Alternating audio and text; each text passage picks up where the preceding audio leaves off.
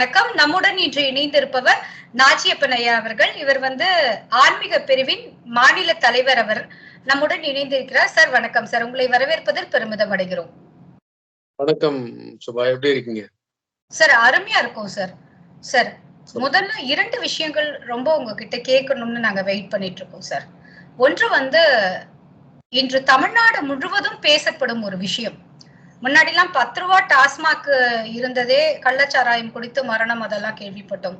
ஆனா ஒரு பெரிய இளைய தலைமுறையினரே சீரழியும் அளவுக்கு போதைப் பொருள் கஞ்சா அது எல்லா ரூபத்திலும் எல்லா வயதினருக்கும் கிடைப்பது போல ஒரு தோற்றம் தமிழகத்துல ஏற்பட்டிருக்கு. மற்ற எந்த மாநிலங்களிலும் இல்லாத அளவுக்கு. நம்ம ஒரு ஊருக்குள்ள வித்தா ஒரு வியாபாரின்னு சொல்லுவோம். ஆனா இங்கேருந்து தயாரிக்கப்படும் பொருட்கள் உலகம் முழுவதும் சப்ளை ஆவதாக தெரிகிறது. இது பற்றிய உங்கள் பார்வை சார். இது நீங்க சொன்ன மாதிரி இது இப்ப எல்லா இடத்துலயும் கிடைக்குதுங்க. போதைப் பொருள்ங்கிறது ஏதோ நமக்கு தான் அதுக்கான புரிதல் இல்லாம இருக்கே ஒழிய, யாரெல்லாம் கெட்டு போக கூடாதுன்னு நம்ம நினைக்கிறோமோ, ஸ்கூல் ஸ்டூடெண்ட்ஸா இருக்கட்டும், காலேஜ் ஸ்டூடெண்ட்ஸா இருக்கட்டும், யூத்தா இருக்கட்டும், அவங்களுக்குலாம் இதை பத்தியான விவரங்கள் நிறைய தெரிஞ்சிருக்கு. அவங்க எல்லாம் அடிமையாகி பாதி பேர் பாத்தீங்கன்னா இப்படிதான் இருக்காங்க. இதுக்காக தான் எங்களோட மாநில தலைவர் திரு அண்ணாமலை அவர்கள் நேற்று அவங்களோட அறிவுறுத்தலின் பேரில் அவங்களும் கலந்துக்கிட்டாங்க. ஒரு மாபெரும் போராட்டம் ஒண்ணு இதுல பண்ணோம் நம்ம வள்ளுவர் கோட்டத்துல. தொடர்ந்து இப்போ எங்களை கன்சிடரபிளா நீங்க ஒரு டைம் ஸ்பெண்ட் பண்ணணும். டெய்லி ஸ்கூல் காலேஜ் ஸ்டூடெண்ட்ஸ் போய் பார்த்து இதுக்கான ஒரு விழிப்புணர்வை உண்டு பண்ணணும் அப்படின்னு சொல்லியிருக்காங்க. ஃபர்ஸ்ட் நம்ம விழிப்புணர்வை பத்தி சொல்லிடுறேன். அதுக்கப்புறம் பாத்தீங்கன்னா இது எப்படி இந்த நெட்வொர்க் இருக்கு, இவங்க சொல்றது ஒண்ணு செய்யறது ஒண்ணு. இன்னைக்கு கூட பாத்தீங்கன்னா காலையில நம்ம மாநில தலைவர் அவர்கள் மேல ஒரு அவதூறு வழக்கு ஒண்ணு தொடர்ந்துருக்காங்க. இது சம்பந்தமா பேசினதுனால, அதாவது நீங்க எது பேசுனீங்கனாலும் இது மாதிரி நாங்க பல வழக்குகளை சந்திச்சிருக்கோங்க. நாங்க ஒண்ணு தப்பு பண்ணிட்டு இவங்கள மாதிரி ஒரு வழக்குகளை போய் நாங்க சந்திக்கல. மக்களுக்காக போராட்டத்துல ஈடுபடையில தானே வழக்குகளை சந்திக்கிறோம். இவரை பத்தி நம்ம ஒண்ணுமே சொல்லையே. முதல்வரை பத்தி அவதூறு நாங்க என்னங்க பேசணும்? அவர் ஒரு போட்டோ எடுத்திருக்காங்கன்னு சொன்னோம். அப்போ ஒரு முதல்வரோட போய் ஒருத்தர் போட்டோ எடுக்கணும்னா அவங்கள பத்தி நீங்க விவரங்கள் கேட்டு அறிஞ்சு அதெல்லாம் தெரிஞ்சதுக்கு அப்புறம் நீங்க போய் அவங்களோட போட்டோ எடுக்கலாமா, இல்ல யார் வேணா போய் பக்கத்துல இருந்து போட்டோ எடுக்கலாமா? நீங்க ஒண்ணு கேக்குறேன். முதல்வர் ஒரு மீட்டிங்க்கு போறாரு, ஒரு கூட்டத்துக்கு போறாரு, நான் சைட்ல நிக்கிறேன், நின்று அப்படி ஒரு போட்டோ எடுக்கிறேன்னா என்னை யாரும் டியூ டெலிஜென்ஸ் பண்ணிருக்க மாட்டாங்க. நான் உங்கள்ட்ட ஒரு அப்பாயின்மெண்ட் கேட்கிறேன், உங்களை பாக்குறேன். உங்களுக்குன்னு துறை ரீதியா சில செயலாளர்கள் இருக்காங்க, சிஎம்க்குன்னு தனியா செயலாளர்கள் இருக்காங்க. அவங்கள்ட்ட நான் அப்பாயின்மெண்ட் கேட்பேன். அப்பாயின்மெண்ட் கேட்கல அவங்க என்னை பத்தி அத்தனை விவரங்களையும் சேகரிக்கிறாங்க. செஞ்சு நான் நல்லவனா கெட்டவனா, நான் கொடுக்க வர்றதை என்ன எதுக்கு நோக்கத்தோட கொடுக்க வரேனா, இல்ல என்ன எதுக்கு பார்த்து தானே ஒரு சிஎம் ஆபீஸ்ல நான் சிஎம் மீட் பண்ணணும்னா அப்பாயின்மெண்ட் தராங்க. இவர் இந்த போதைப் பொருள் சம்பந்தப்பட்ட குற்றவாளி ஜாஃபர் சாதிக்கு சிஎம் போய் சிஎம் ஆபீஸ்ல பாத்துருக்காங்க. அதை தானே நாங்க சொல்றோம். நாங்க வேற ஒண்ணும் சொல்லல. அப்ப நீங்க எப்படி நாங்க அவதூறு பண்ணோம் இதை பண்ணோம்னு சொல்றோம்? ஒவ்வொன்றும் லிங்க் இருக்குங்க. அதாவது இவருக்கு திமுகல ஒரு பொறுப்பு இருக்கு. அயலக தமிழர் பிரிவின் துணைத் தலைவர்னு ஒரு பொறுப்பு இருக்கு. அதை நாங்க கொஸ்டின் பண்றோம். அது தப்பா? இவர் சிஎம்க்கு நிவாரண நிதி கொடுக்க போறேன்னா நிவாரண நிதி யார் கொடுத்தாலும் வாங்குவாங்களா, இல்ல எப்படி வேணாலும் போய் கொடுக்கலாமா? அதனால உண்டியல நிவாரண நிதிங்கிறது போய் நாங்க போய் காசை போட்டு வந்தேன்னு சொல்றதுக்கு நான் போய் பார்த்து சிஎம் நேர டைம் வாங்கி பார்த்து அவர்கிட்ட ஒரு அப்பாயின்மெண்ட் எடுத்து கொடுக்குறேன். அதை போட்டோ எடுக்கிறீங்க, உங்களோட டிஐபிஆர் அந்த போட்டோவை எல்லா இடத்துலயும் வெளியிடுறாங்க அப்படின்னா இதுக்கு எல்லாம் நீங்க கேட்காம அதை பண்ணுவீங்களா? இது 2வது கேள்வி. இது குத்தமா? 3வது, முதல்வரோட மகன் அமைச்சர் உதயநிதி ஸ்டாலின் அவர்கள்ட்ட போய் இளைஞர் கான்ஃபரன்ஸ்க்காக போய் பணம் கொடுக்குறாங்க. அப்ப உங்களுக்கும் முதல்வருக்கும் தொடர்பு இருக்குன்னு நாங்க சொல்றதுல என்ன தப்பா?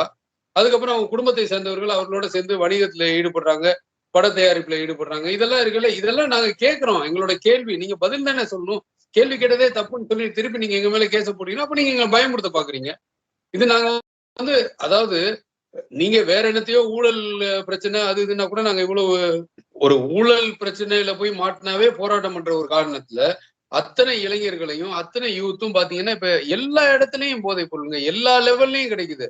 அதாவது சாதாரண லோயஸ்ட் பேண்ட் தான் கஞ்சாங்கிறது. லோயஸ்ட் பேண்ட், விலை கம்மியா, பிரைஸ் பாயிண்ட் கம்மியா, எல்லா இடத்துலயும் அந்த பொட்டலாம் 40 ரூபா 50 ரூபாய்க்கு விற்கிற கஞ்சால ஆரம்பிச்சு இவங்க டிசைனர் ட்ரக் வரையும் ஒரு டோஸ்க்குமே ஒரு 20,000 30,000 செலவு பண்ற வரையுமே இது எல்லா இடத்துலயுமே கிடைக்குது. இதெல்லாம் நீங்க கேள்விப்பட்டிருக்கீங்களா? எங்கேயோ எதையோ பிடிச்சாங்க, ப்ரௌன் சுகரை பிடிச்சாங்க, ஹெராயினை பிடிச்சாங்க. நீங்க எந்த கேள்வி கேட்டீங்கன்னாலும் இது அங்க நடக்கலையா, இங்கே நடக்கலையா?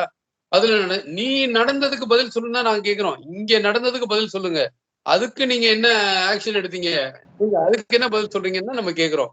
ஆக மொத்தம் நம்ம திருப்பி திருப்பி வந்து இவங்களை இதை பத்தி கேட்டா இதை எங்களை அச்சுறுத்தும் வகையில நீங்க பண்ணலாம் அப்படின்னு நினைக்கிறாங்க. இதுக்காக பயந்த ஒரு கட்சி வந்து பாரதிய ஜனதா கட்சி கிடையாது.